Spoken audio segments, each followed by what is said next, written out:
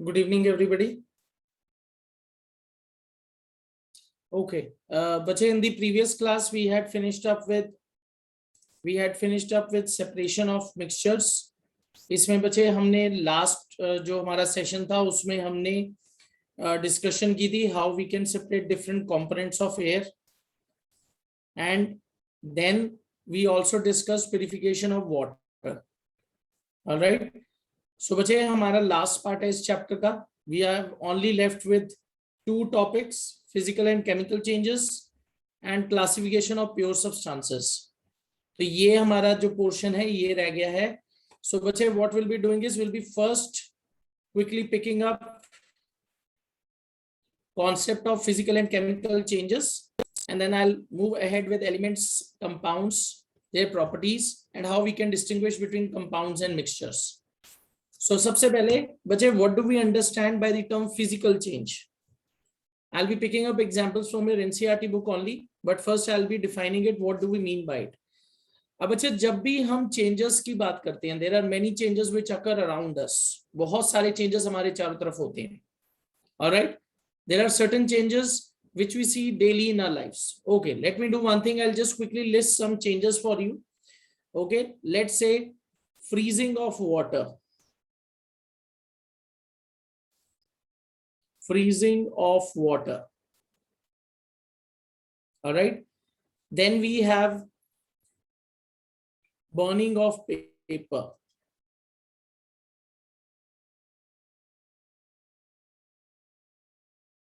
All right, then cutting of tree. All right, then rusting of iron.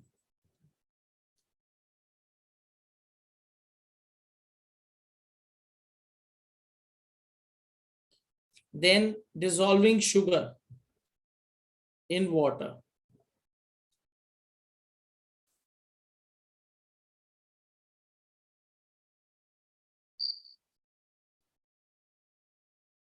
Okay, तो बच्चे ये कुछ common changes हैं जो हमारे डेली लाइफ में होते हैं.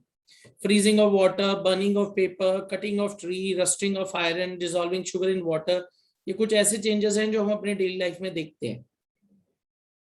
बच्चे what do you think, what is freezing? What is freezing of water? Is it a physical change or a chemical change? You can give your answer in the chat box. What is freezing of water? Physical change, chemical change? What do you think? Okay, Ritinjay is saying physical change. All right, whether he is also saying physical change. Okay, physical change.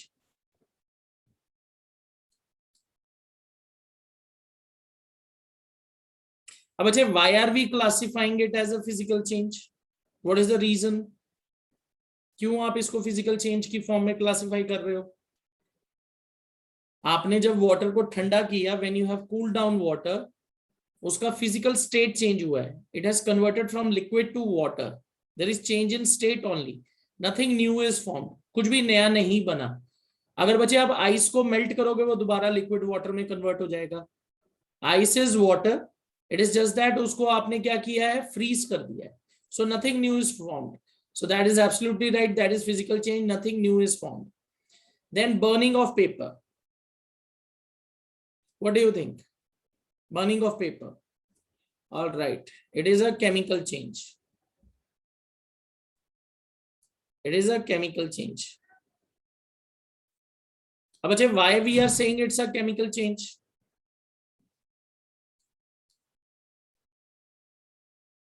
Burning of paper, क्या इसमें कुछ नया बन रहा है? क्या इसमें कोई केमिकल रिएक्शन हो रहा है? Yes, new substance is being formed. इसमें केमिकल चेंज हो रहा है. बच्चे अगर मैं देखूं इसमें कौन सा रिएक्शन है? Combustion. Combustion is happening. It is burning in presence of oxygen. And बच्चे once it burns, it will form carbon dioxide gas, it will form black ash, and that is something that you cannot reverse back to paper. तो यहाँ नया chemical substance बन रहा है, इसमें reaction भी हो रहा है, और इसमें जो चीजें बन रही हैं आप उन्हें रिवर्स करके पेपर में दोबारा कन्वर्ट नहीं कर सकते. ऑलराइट, चलो next, cutting of tree. Physical और chemical change. Okay, cutting of tree is a physical change. अभी Suchita, Vaidehi, all are saying physical change. All right. मुझे यहाँ थोड़ा सा कंट्रोवर्शियल आंसर हो सकता है. When we say cutting of a tree, जब आपने पेड़ को काटा, तो बच्चे हम जब पेड़ को काट रहे हैं तो एक लाइफ खत्म हो रही है. तो what do you think, we should classify it as a physical change और केमिकल चेंज? अगर मैं सिंपली कहता cutting of wood, cutting of wood, तो आप उसको फिजिकल कह सकते थे. पर बच्चे यहां मैं ट्री को बोल रहा हूं, तो ट्री इज लिविंग, आपने उसे काट दिया, तो व्हाट डू यू थिंक, उसकी ग्रोथ नहीं रुकेगी? ग्रोथ रुक जाएगी, उसमें जो केमिकल प्रोसेसेस हैं वो रुक जाएंगे. ओके, उसके लीव्स मर जाएंगे. तो बच्चे आई थिंक जो मेरे हिसाब से इसका आंसर होना चाहिए, it is chemical change. I don't think it's a physical change. From biology point of view also अगर मैं देखूं तो इसमें केमिकल प्रोसेसेस जो है रुक जाएंगी सारी, और वो केमिकली जो है वो चेंज होगा.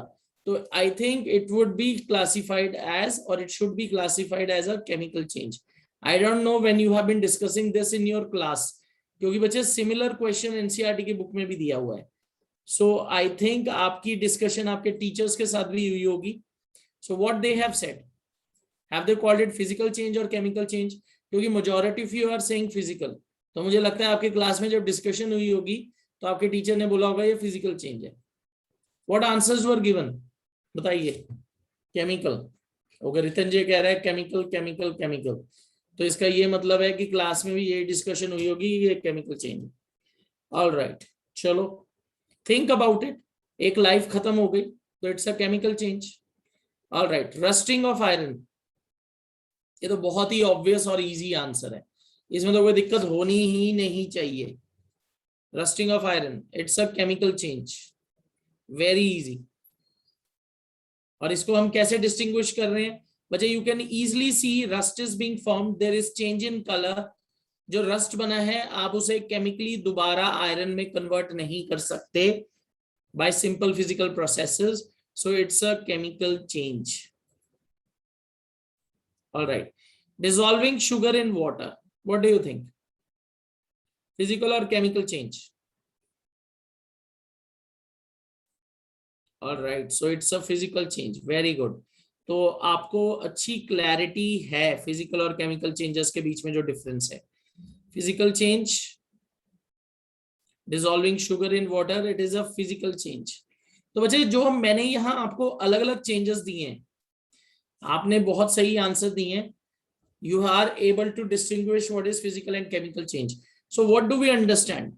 Physical changes are those changes in which no new substance is formed. They are generally reversible. आप उन्हें रिवर्स कर सकते हो easily. और बच्चे उनमें कोई भी नया केमिकल सब्सटेंस नहीं बन रहा, उनमें कोई केमिकल रिएक्शन नहीं हो रहा, तो उन चेंजेस को हम क्या बोलेंगे? Physical changes. Okay, let's do one thing now, let's right their definition. How do you define a physical change? What is a physical change? In which no new substance is formed. No new substance is formed. No new substance is formed. इसमें कुछ भी नया नहीं बनता. All right. Secondly, अगर आप देखोगे, it is generally involving change in physical properties. It involves change in physical properties. ये फिजिकल प्रॉपर्टीज में चेंज करता है.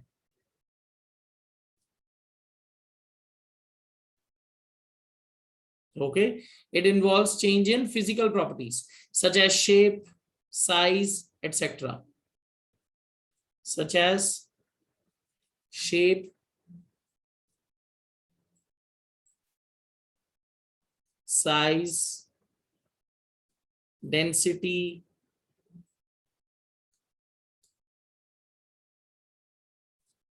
etc. ठीक है, तो बच्चे इनके अंदर चेंजेस होती हैं. Nothing new is formed. There is just change in physical properties such as shape, size, density, etc. Are they reversible? Yes. These changes are reversible. These changes are reversible.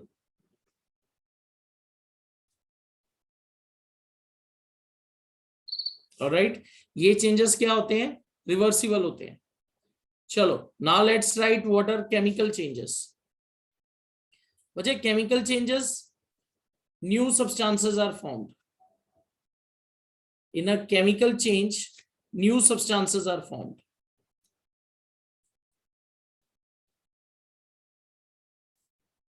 In chemical change new substances are formed. इनमें नए substance बनते हैं. It involves change in chemical properties. It involves change in chemical properties.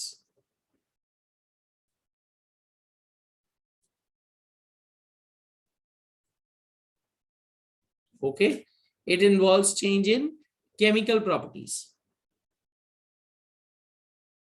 Is there any chemical reaction occurring in them? Yes, it is a result of a chemical reaction. Therefore, there is change in chemical properties. Are these changes reversible? No, these changes are generally irreversible. These changes are generally irreversible.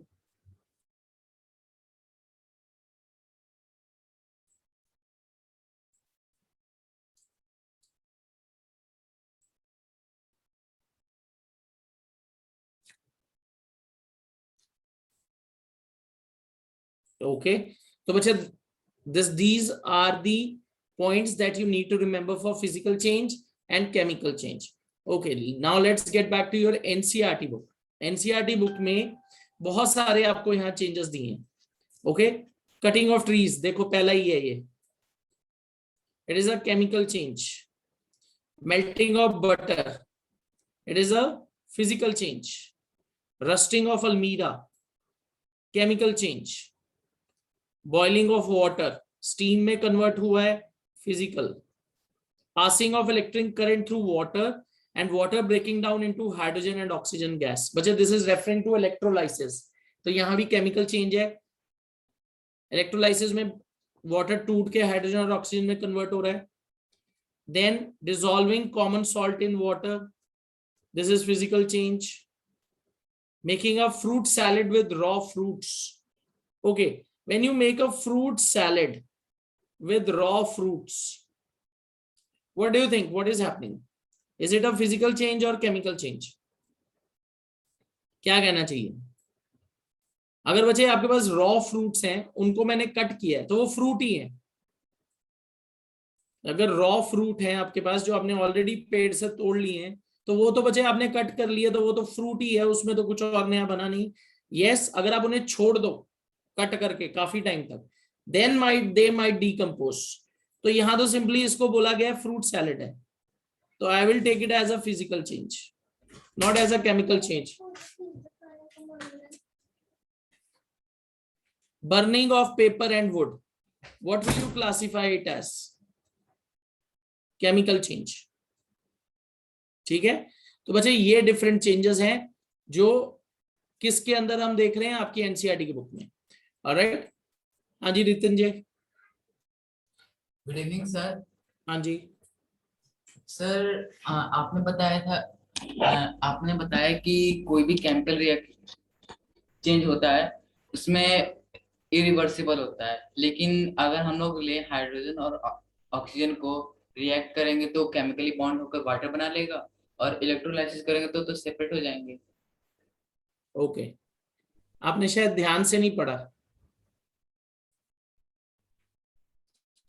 क्या लिखा है? Generally irreversible. हाँ, तो मैंने तो ये बोला ही नहीं कि वो सारे के सारे इरिवर्सिबल होते हैं. देखो मैंने क्या लिखा है, what I have written. Okay sir. Alright, तो I don't want to delve into greater details. It is for just for your information. बच्चे हम केमिकल रिएक्शंस को भी रिवर्स कर सकते हैं। This is based on chemical equilibrium, हम reverse कर सकते हैं। पर हम जब फिजिकल और केमिकल चेंज बोल रहे हैं तो उसमें हम देख रहे हैं कि क्या रिएक्शन हो रहा है कि नहीं हो रहा। रिवर्सिबिलिटी इरिवर्सिबिलिटी एक बहुत बड़ा क्राइटेरिया नहीं है यहाँ। हमें यह देखना है कि जब कोई चेंज होता है तो क्या कोई नई चीज बन रही है केमिकली। जैसे अगर आप हाइड्रोजन और ऑक्सीजन को बर्न करो तो क्या वाटर बन रहा है? Yes, it's a chemical reaction. Reversibility irreversibility तो एक आप कह सकते हो छोटी क्लास में क्राइटेरिया डाल दिया। अगर मैं केमिकल इक्विलिब्रियम का चैप्टर पढ़ूं तो उसमें मैं प्रेशर और टेम्परेचर वेरी करके रिएक्शन को रिवर्स डायरेक्शन में भी चला सकता हूं। तो that is not a very you can say specific criteria. हमें क्या देखना है कि कोई नई चीज बनी है या नहीं बनी। ओके चलो रितंजय से ही मैं ये क्वेश्चन पूछता हूं। Let's take a piece of paper, ठीक है, और उसको हम 10 छोटे पीसेस में क्या करते हैं, टीयर करते हैं। अब मुझे बताओ क्या आप उन छोटे पीसेस को जोड़ के दोबारा बड़ा पेपर बना सकते हो? रितंजय बताइए, बना सकते हो? Okay, Ritanjay is saying no. तो बच्चे वो तो इरिवर्सिबल हो गया। अब आप उसे केमिकल चेंज बोलोगे? नो। तो फिर तो बच्चे रिवर्सिबिलिटी एंड इरिवर्सिबिलिटी तो एक मतलब हम कहते हैं कि छोटी क्लास में बोल दिया कि रिवर्सिबल इरिवर्सिबल, पर हमें सोचना भी पड़ता है कहीं। तो इसका ये मतलब हो गया कि कई बार ऐसे फिजिकल चेंज भी हो सकते हैं जिसको आप रिवर्स ही नहीं कर पाओगे, राइट? जैसे मैंने पेपर का एग्जांपल ले लिया, ठीक है ना? तो यही चीज है हमें समझनी है। मैंने उसको फिजिकली ब्रेक डाउन कर दिया, केमिकली तो कुछ भी नया नहीं बना। ऑलराइट, तो reversibility irreversibility is something which is you can say depends on conditions. हमें यह देखना है कि क्या कोई नया चीज केमिकली बनी है या नहीं, उससे हम डिसाइड करेंगे फिजिकल चेंज हुआ है या केमिकल चेंज हुआ है। I think I am able to clarify your doubt. तो ये रिवर्सिबिलिटी रिवर्सिबिलिटी एक बहुत बड़ा क्राइटेरिया नहीं है, ठीक है? ये तो केमिस्ट्री में हम इसको उल्टा भी कर सकते हैं, कोई बड़ी दिक्कत नहीं है। ओके ऑल राइट, चलो आगे चल। बिफोर मूविंग अहेड बच्चे, when you talk about physical and chemical changes there are many changes जब ये दोनों साइमल्टेनियसली भी हो सकते हैं। There can be situations where both are occurring at the same time. For example when we burn a candle, जब आप candle burn करते हो, alright, what is going to happen? What do you think क्या हो रहा है? It's a chemical change, it's a physical change, और both are occurring at the same time. Okay, both are occurring at the same time. Alright, कैसे? Candle burn हो रही है, fuel is burning, chemical change है।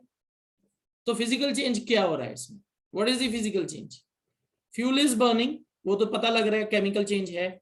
Alright, तो इसमें क्या होता है, क्या जब आप कैंडल बर्न करते हो सीधा ही कैंडल बर्न होनी शुरू हो जाती है? नो। इसमें सबसे पहले क्या होगा, you will get molten wax, wax will start melting, there will be melting of wax. और बच्चे जब वैक्स मेल्ट करती है फिर क्या होता है? There will be formation of wax vapours, wax के वेपर्स बनेंगे। और ये क्या है? Physical change. और इसमें से कुछ वैक्स के जो वेपर हैं बचे वो विक में क्या होंगे? They will burn. Now this is representing a chemical change. Alright, तो यहां बहुत इंटरेस्टिंग चीज हो रही है। आपने फ्लेम लगाई, पहले वैक्स मेल्ट होगी हीट से। फ्लेम से क्या होगी? हीट के जो आप मैस्टिक लेके आ रहे हो वैक्स मेल्ट होगा। वैक्स जब मेल्ट होगी तो उसमें से कुछ जो है वेपर में कन्वर्ट होगी और वो वेपर बर्न करके फ्लेम बनाएगा। ये बच्चे आपने क्लास 8 में पढ़ा था कंबशन एंड फ्लेम में। Anything which can form vapours that can only produce flame. Alright, तो जब बर्निंग पे वेपर बना सकता है उसमें कोई ऐसे सब्सटेंसेस हैं जो वेपर में कन्वर्ट होंगे, वो फ्लेम बनाएंगे। तो ये एक बहुत इंटरेस्टिंग एग्जांपल है। When you are burning candle, इसमें दोनों साइमल्टेनियसली हो रहे हैं। Can you think of any other process जिसमें दोनों चीजें एक साथ हो रही हैं साइमल्टेनियसली, एक साथ? कोई ऐसा प्रोसेस जिसमें दोनों एक साथ हो रही हैं? हाँ जी बोलो Ritanjay. Sir cutting of tree, cutting of tree, okay. क्योंकि सर आप कटिंग कह ऑफ, सकते हो कि आपने पेड़ जब काटा तो आपने लाइफ खत्म कर दी एक, और वुड को छोटे छोटे पीसेस में कट कर दिया। ठीक है, एब्सोल्युटली राइट। और कोई, हमारी बॉडी में कोई ऐसा चेंज होता है जिसमें दोनों एक साथ हो सकते हैं? Okay, what do you think when you are breathing in? जब आप ब्रीद इन करते हो, that is physical exchange of gases, that's a physical change. Air अंदर, एयर बाहर, exchange. But what is happening to the oxygen which goes into your body, blood? It will be used for respiration, that's a biochemical process. उसमें energy release हो गई।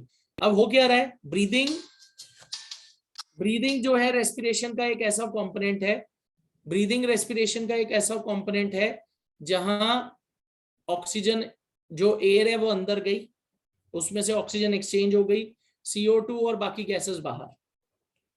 Oxygen जो blood में गई, what has happened to that? It used by mitochondria to release energy, तो वो chemical change हो गया। तो रेस्पिरेशन है, ब्रीदिंग और जो सेलुलर रेस्पिरेशन है, वो क्या प्रोसेसेस हैं? वो दोनों साइमल्टेनियसली हो रही हैं। Similarly what is happening when you are eating food? Mouth के अंदर बचे, आप फिजिकली फूड को च्यू कर रहे हो, छोटे छोटे पीसेस में कन्वर्ट कर रहे हो physically, eight the same time digestion भी हो रही है। Eight the same time digestion भी हो रही है। कैसे? How is digestion occurring? Digestion कैसे हो रही है? आपके जो माउथ का सलाइवा है उसमें डाइजेस्टिव एंजाइम्स हैं जो फूड को ब्रेक डाउन कर रहे हैं, न्यूट्रिएंट्स को ब्रेक डाउन कर रहे हैं। तो बच्चे, व्हेन यू आर ईटिंग और chewing food in your mouth, उस टाइम पे फिजिकल प्रोसेस भी हो रहा है, केमिकल प्रोसेस भी हो रहा है। ठीक है, तो ये एग्जांपल्स हैं कुछ इंटरेस्टिंग, इनको आप याद रख सकते हो। Alright, so I hope physical and chemical changes are now clear. चलो, लेट्स मूव ऑन, आगे चलते हैं। अब बच्चे, now will be discussing what are the different types of pure substances, how can we classify pure substances. Alright, इसको कैसे classify कर सकते हैं? हाँ जी, अभी सुचिता। Good evening sir. हाँ जी। सर मेरा डाउट था कि सर जैसे आपने सर बताया कि सर जो कटिंग ऑफ ट्री है सर वो केमिकल चेंज है, लेकिन सर हमारे मैम ने बताया था कि सर जब हम ट्री को कट करते हैं तो सर हम वही छोटे छोटे पीसेस हो जाते हैं उसके, तो सर वो फिजिकल चेंज हुआ सर, हमारी मैम ने बताया था। बच्चे, मैंने तो यही चीज बोली थी ना कि ये थोड़ा कंट्रोवर्शियल आंसर हो सकता है इसका। ठीक है, depends on how we think. अब एक पेड़ को मैंने काट दिया, मैंने उसके सारे प्रोसेसेस को रोक दिया बेटा। Yes sir. रेस्पिरेशन रोक दी उसकी, ठीक है ना? ऑलराइट, अब आई don't know how your teacher is thinking about this, पर इसमें बच्चे मैं क्यों इसको एक केमिकल चेंज मान रहा हूं? मैंने उसके सारे बायोकेमिकल प्रोसेसेस रोक दिए। ठीक है, और जब वो प्रोसेसिंग रुक गई तो उसमें बाद में केमिकल चेंजेस भी होंगी बच्चे। उसके लीव्स में जो जो लीव्स उसके साथ अटैच्ड होंगे उनका क्लोरोफिल डिस्ट्रॉय हो जाएगा, लीव्स खत्म होने शुरू हो जाएंगे, वो भी तो होगा ना? Yes I sir. Don't know, मतलब मैं जानता हूं इसका कंट्रोवर्शियल आंसर होगा, रेफरेंस बुक्स में कुछ और भी होता है, अलग अलग भी होता है। तभी तो मैं बोल रहा था, जब आपने इनिशियली सब बच्चों ने फिजिकल बोल दिया तो मुझे पता लग गया कि शायद हो सकता है क्लास में जब आपकी डिस्कशन हुई होगी आपके टीचर के साथ तो उन्होंने इसको फिजिकल बोला होगा। ठीक है, बट आई फील कि हम इसको केमिकल मान सकते हैं या दोनों मान सकते हैं एक तरीके से। जैसे रितंजय बोल रहा था कि ट्री काटा तो वुड को छोटे छोटे पीसेस में कट कर दिया, उसके बाद उसमें केमिकल चेंजेस भी तो हो रही हैं, राइट? यस सर, तो इसका मतलब सर हम ऐसे भी मान सकते हैं कि सर दोनों एक साथ हो रहे हैं, सर केमिकल चेंज भी हो रहा है और फिजिकल चेंज भी हो रहा है। हाँ, कह सकते हैं। ओके सर, ठीक है, thank you just sir. Discuss this with your class teacher once, कि अगर हम पेड़ को काट दें तो उसमें जो पत्ते लगे होते हैं, क्लोरोफिल वगैरह है ना, वुड, और उसके अंदर जो और केमिकल्स वगैरह, क्या वो प्रोसेसेस रुक गए? राइट, तो जब वो प्रोसेसर रुक गए तो क्या पेड़ के अंदर कोई केमिकल चेंजेस नहीं होंगे? ठीक है, इसका आंसर कंट्रोवर्शियल हो सकता है क्योंकि कुछ रेफरेंस बुक्स में इसको फिजिकल लिखा हुआ है, कुछ में केमिकल लिखा हुआ है, पर मेरे लिए तो ये केमिकल ही है। आई डोंट थिंक सो कि सिर्फ इसको फिजिकल कह के छोड़ सकते हैं। ठीक है ना? Okay sir, thank you sir. Okay बेटा, all right. See, it will all depend on our perception. ये हमारी परसेप्शन है, और देखो साइंस में ऐसे नहीं होता कि अगर हमारा एक परसेप्शन है, एक थॉट प्रोसेस है, एक लॉजिकली हम उसको आंसर देने की कोशिश कर रहे हैं, कुछ चीजें ऐसे होती हैं जिसका बिल्कुल सही सारा कुछ आंसर नहीं हो सकता और जिसका सारा कुछ गलत भी नहीं हो सकता, ऐसी भी सिचुएशंस होती हैं। तो you have to think about it, ठीक है ना। डिपेंड्स, अगर आपके टीचर ने बोला ये फिजिकल है तो ठीक है, then when you are answering their questions you might say कि फिजिकल है, पर उनको जरूर ये बात भी पूछो कि क्यों हम इसे केमिकली नहीं बोल सकते चेंज। ऑलराइट, चलो लेट्स मूव ऑन, आगे चलते हैं। Now let's try to classify the different types of substances. अब बच्चे हम इम्प्योर सब्सटेंसेस की तो ऑलरेडी क्लासिफिकेशन कर चुके हैं। Now will be talking about pure substances. अब बच्चे when you talk about pure substances they are classified into elements and compounds. Alright, अब बच्चे when you talk about an element, जब आप एलिमेंट की बात करते हो, element is something which is made up of same type of atoms. Element को अगर आप सबसे इजीली डिफाइन करना चाहते हो तो they are made up of same type of atoms.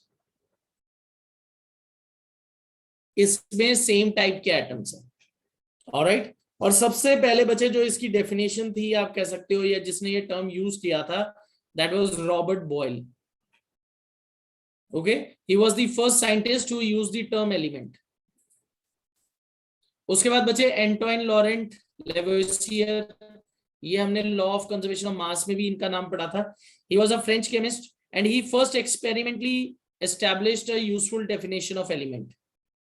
Okay, what he said was it is a basic form of matter that cannot be further broken down into simpler substances by chemical reactions. बच्चे physically तो आप इसे तोड़ नहीं पाओगे, इसके components को अलग नहीं कर पाओगे, केमिकली भी नहीं कर पाओगे। तो इसकी डेफिनेशन जो हम देख रहे हैं, क्या देख रहे हैं कि अगर आप एलिमेंट को कभी भी देखोगे, it is a pure substance, it is made up of same type of atoms and you cannot further physically break it down, you cannot even also break it down in chemical reactions. ठीक है, is that clear? ये इसकी definition है। अब आप बच्चे elements को further classify करते हो, metals, non metals and metalloids, ये एलिमेंट्स की फर्दर क्लासिफिकेशन है। अब बच्चे metals, non metals and metalloids they are classified on physical properties as well as chemical property basis. तो बच्चे कुछ केमिकल प्रॉपर्टीज जो कुछ फिजिकल प्रॉपर्टीज हैं हम जो मेटल्स में देखते हैं। Alright, what are some of their physical properties? Number 1, they have lustre. Lustre means shine, they are lustrous. Alright, पर बच्चे आपने मेटल्स के साथ एक चीज नोटिस की होगी, because metals are reactive in nature, they tend to react with air और मॉइस्चर प्रेजेंट इन एयर, और उसकी वजह से उनमें कोरोजन होती है, और कोरोजन की वजह से जो उनकी आउटर लेयर है वो डल हो जाती है। पर बच्चे when you are talking about lustre, अगर हम उस आउटर लेयर को रिमूव कर दें तो जो उनकी नीचे से फ्रेश सरफेस आएगी उसमें लस्टर होगा। तो बच्चे it is a general property that we see in metals. Okay, metals show lustre और shiny surface, they generally have silvery grey और गोल्डन येलो कलर। ओके, चलो generally they conduct heat and electricity, तो बच्चे they are good conductors, they are good conductors of heat and electricity, they are ductile, ये भी आपने property lower classes में पढ़ी है। डक्टिलिटी का क्या मतलब है? you can pull them and draw them into very thin wires, they will not break down easily। ठीक है, इनको आप वायर्स में इजीली कन्वर्ट कर सकते हो। तो बच्चे इसमें कोई एक्सेप्शन होंगे डक्टिलिटी के अंदर? What do you think? Sodium, potassium, mercury, क्या आप इनको वायर्स में कन्वर्ट कर सकते हो? नो, ये कुछ एक्सेप्शंस हैं। सोडियम, पोटेशियम बहुत सॉफ्ट मेटल्स हैं। If you talk about mercury, mercury is liquid, तो उसकी वायर कैसे बनाओगे? तो ये कुछ एक्सेप्शंस हैं। They are also malleable. अब अच्छा, when you talk about malleability, malleability का क्या मतलब होता है? You can beat them into thin sheets, you can hammer them into very thin sheets without breaking them। अगर आप बच्चे नॉन मेटल को देखते हो तो नॉन मेटल क्या होते हैं? ब्रिटल होते हैं। आप उनको थोड़ा सा हैमर करोगे, they'll break into small pieces। but this is not the case with metals. All right, then they are sonorous. Sonorous का क्या मतलब है? आप बच्चे अगर उन्हें हैमर से हिट करो, if you hit them with a hammer, they will burn, sorry, they will not burn, they will produce a ringing sound. They will produce a ringing sound. All right, पर बच्चे उसमें सारी exceptions वही आ जाएंगी, sodium, potassium, mercury, ये बहुत soft metals हैं. Liquid metal में मर्करी है, तो ये सब एक्सेप्शंस में आ जाएंगी. Okay, they'll all come in exceptions, malleability, ductility, sonorous. Okay, देखो ये सब नीचे दिया हुआ है. Examples of metals are gold. Examples of metals are gold, silver, copper, iron, sodium, potassium, etc. अब बच्चे mercury is the liquid metal. It is the only metal that is liquid at room temperature. All right, तो ये important examples हैं. Exception इसमें है mercury, which is liquid at room temperature. All right. अब अच्छा, if you compare properties of non-metals, इनकी property बिल्कुल on the other hand अलग है. Opposite of metals, they display variety of colors. अगर आप non-metals को देखोगे तो बच्चे उनके बहुत सारे colors मिलेंगे. All right, they will be of different colors. They are poor conductors of heat and electricity. बहुत poor conductors हैं ये heat और electricity के. बहुत मतलब अगर आप इनको देखोगे तो इसमें कुछ एक्सेप्शन है, जैसे ग्रेफाइट है. Graphite is a form of carbon which is good conductor of electricity, पर generally they are poor conductors. इनमें हीट और इलेक्ट्रिसिटी पास नहीं होती. Then they are not lustrous, shiny appearance नहीं है, सोनोरस नहीं है, मैलिएबल भी नहीं है, डक्टिलिटी भी नहीं है. ओके बच्चे, अगर आप नॉन लस्ट्रस में एक्सेप्शन देखना चाहते हो तो आयोडीन क्रिस्टल्स. आयोडीन क्रिस्टल्स ये ऐसा नॉन मेटल है, इसके क्रिस्टल्स जो होते हैं वो लस्ट्रस होते हैं, शाइनी इन अपीयरेंस, तो it will come in exception. ठीक है, सोनोरस तो ये होते नहीं ना, ये मैलिबल होते हैं. तो बच्चे ये इनकी कुछ जनरल प्रॉपर्टीज है. उसके बाद बच्चे थर्ड इनकी कैटेगरी है एलिमेंट्स की, नॉन सेमी मेटल्स और मेटलॉइड्स. अब बच्चे when you talk about semi metals or metalloids, they are elements which have intermediate property between those of metal and non-metal. metal and non-metal के बीच में इनकी intermediate property है, ना metal की तरह property है ना non-metal की तरह property, उनके बीच में है. तो इनको हम कहते हैं semi metals और metalloids. all right, तो इसमें बच्चे कुछ common example हैं, बोरॉन, सिलिकॉन, जर्मेनियम. बच्चे सिलिकॉन को तो हम यूज भी करते हैं. Silicon is used in making chips, computer chips. ठीक है ना. तो ये जो सिलिकॉन है बच्चे, इससे क्या होता है, silicon is you can say a metalloid. Metalloids के अंदर जनरल प्रॉपर्टी क्या होती है, they are very bad conductors of electricity, पर जब टेम्परेचर बढ़ता है दे बिकम गुड कंडक्टर्स. तो इसलिए हम इससे सिलिकॉन चिप्स बनाते हैं. Alright, silicon is used in making computer chips, programming chips. तो हम इनको सेमीकंडक्टर भी कहते हैं. That is absolutely right. Silicon को क्या कहते हैं, semiconductors. Semi metals are also known as semiconductors. Okay, तो बच्चे ये कुछ जनरल प्रॉपर्टीज थी मेटलॉइड्स की. Is this clear everybody?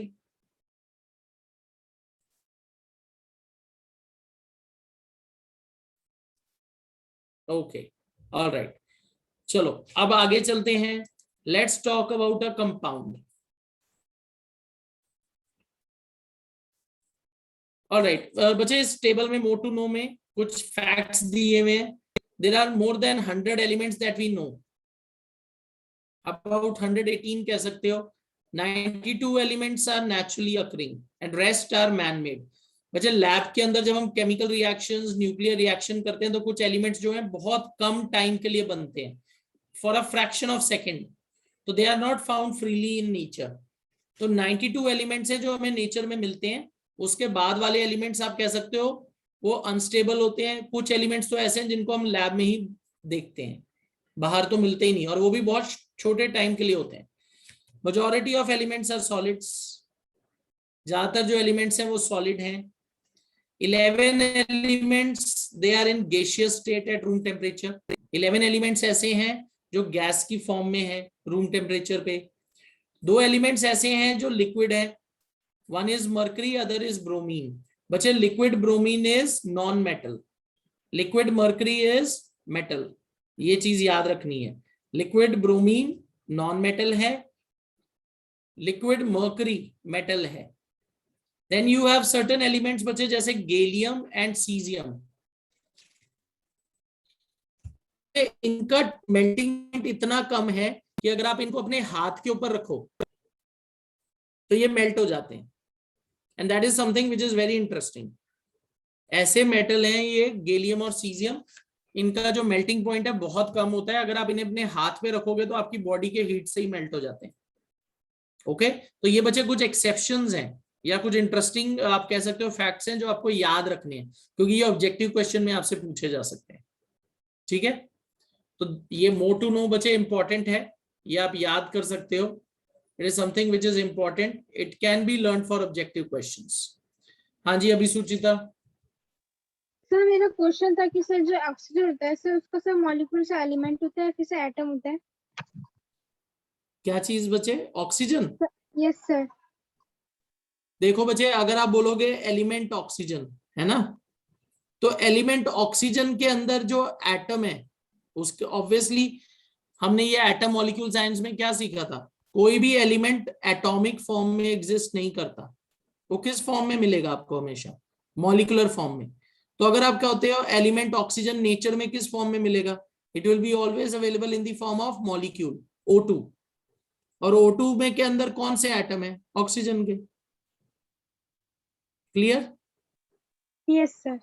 अगर मैं बोलता हूं nitrogen gas, nitrogen is element, nitrogen gas nature में आपको किस फॉर्म में मिलेगी? एटॉमिक फॉर्म की molecular form? Molecular form. It will be always available in molecular form, not in atomic form. But elements cannot exist independently in atomic form. They have to combine together to form molecules. Is that clear? Abhi Suchita? Yes sir. Yes sir. Okay. All right.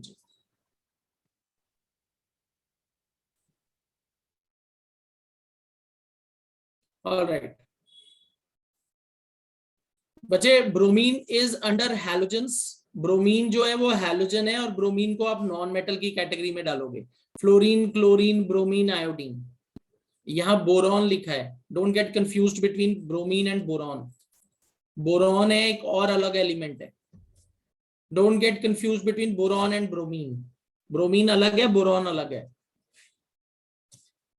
ठीक है, चलो आगे चलते हैं. अब बच्चे what are compounds? बच्चे compounds are also pure substances. अब आपके दिमाग में ये बात आएगी कि कंपाउंड को प्योर सब्सटेंस क्यों कहा जाता है? इसके अंदर तो एक से ज्यादा पार्टिकल्स हैं, इसमें तो एक से ज्यादा टाइप के एटम्स हैं, पर बच्चे हम इसे प्योर सब्सटेंस क्यों कह रहे हैं? Because they are chemically combined with each other and that too in fixed proportion. तो बच्चे compounds are considered as pure substances because they are made up of 2 or more elements which are combined together in fixed proportion by mass. तो क्योंकि इसकी fixed proportion है तो हम इसको pure substance consider करते हैं. All right. So it is composed of 2 or more elements which are chemically combined with one another in a fixed proportion by mass. All right. तो ये चीज याद रखनी है. अब बच्चे अगर आपसे ये क्वेश्चन पूछा जाता है कि कंपाउंड्स कब बनते हैं, what do we get when 2 or more elements are combined? बच्चे they will undergo chemical reaction. Elements के बीच में chemical reaction होता है, and once this chemical reaction occurs you will get a compound. Okay, when chemical reaction occurs you will get a chemical compound. All right. For example, hydrogen and oxygen when they combine together they will form water. उनके बीच में chemical reaction होगा और chemical change होगा. तो बच्चे hydrogen and oxygen they will lose their properties. Hydrogen and oxygen they will lose their properties and they will form a new chemical substance. और जो compound बनेगा बच्चे उसकी अपनी खुद की केमिकल प्रॉपर्टीज होंगी. तो बच्चे एक एक्टिविटी यहाँ दी हुई है just to make you understand what is difference between compounds and mixtures. It is a very interesting example. बच्चे ग्रुप वन को क्या करना है? they have to mix and crush iron fillings and sulfur powder. Group 2 क्या करेगा? Mix and crush iron fillings and sulfur powder, and then you will heat this mixture strongly till red hot. बच्चे group 2 ने क्या किया? Mixture को heat कर दिया. अब बच्चे जब आप इस मिक्सचर को हीट करोगे, iron will combine with sulphur to form iron sulphide. यहां केमिकल रिएक्शन होके आयरन सल्फाइड बन जाएगा. Compound is formed. इसके अंदर तो बच्चे सिर्फ फिजिकल चेंज ही है, नथिंग एल्स.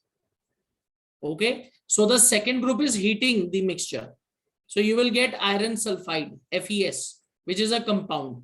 तो बच्चे हुआ क्या है? ग्रुप 2 का कंपाउंड बन गया हीटिंग पे.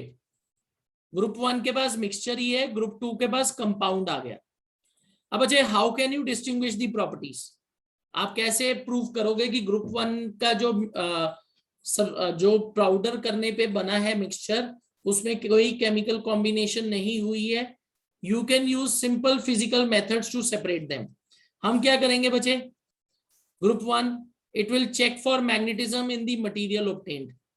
बच्चे डू यू थिंक अगर मैं मिक्सचर 1, जो मेरा मिक्सचर 1 है, उसके पास मैग्नेट लेके जाऊं तो आयरन चिपक जाएगा मैग्नेट के साथ? What do you think? अगर ग्रुप 1 मैग्नेट यूज करेगा अपने मिक्सचर को सेपरेट करने के लिए, will they be able to successfully do it?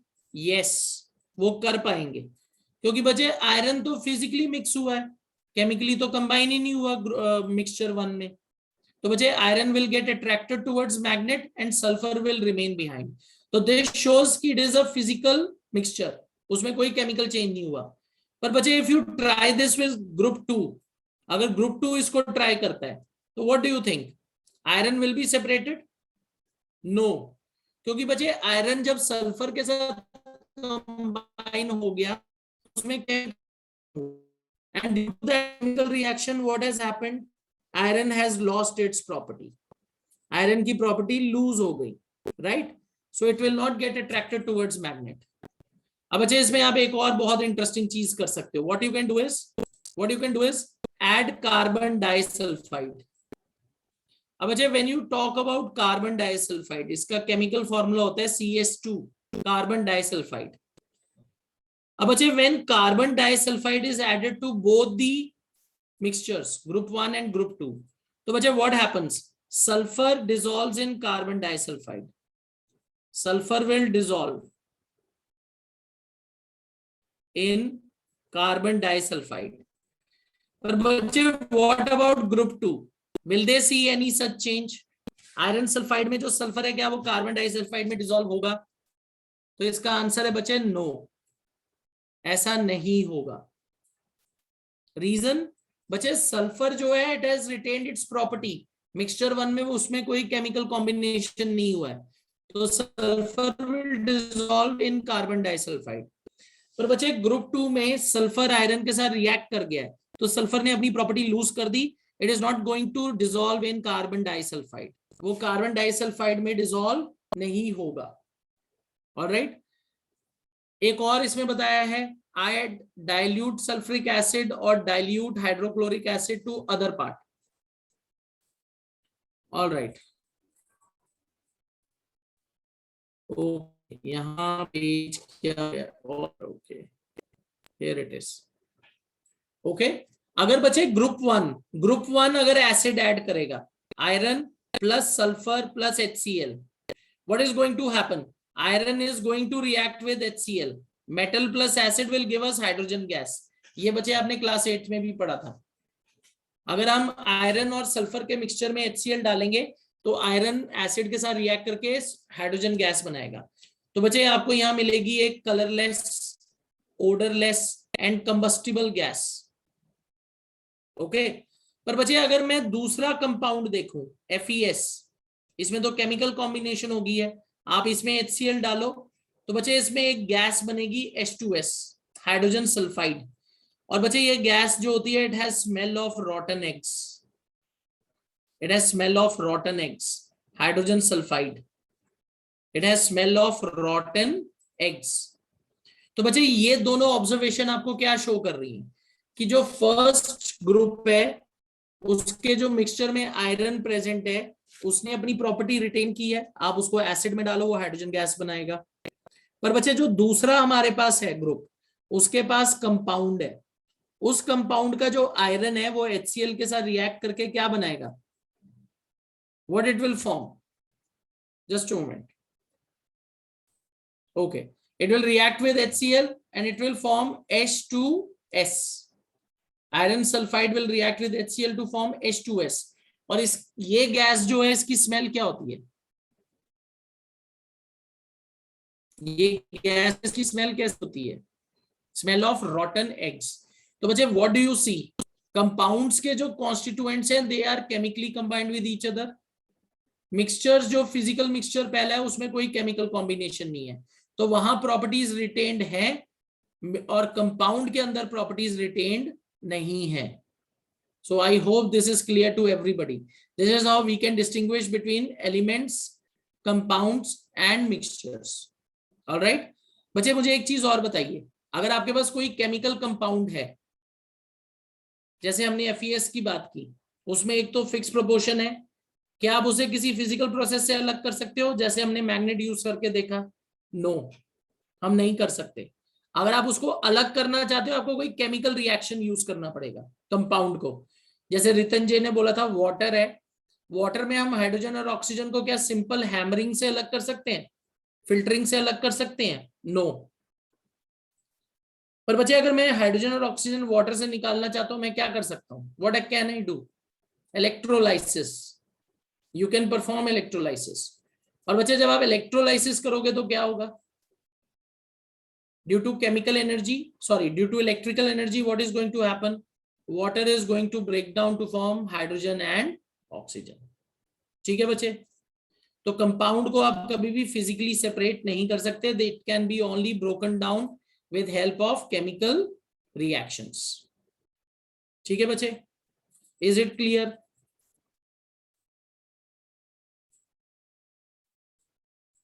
All right बच्चे, अगर कोई डाउट है तो पूछ लो। This is the end of the chapter, we have revised chapter number 2। यहाँ हमारा ये पोर्शन जो है कंप्लीट हो चुका है।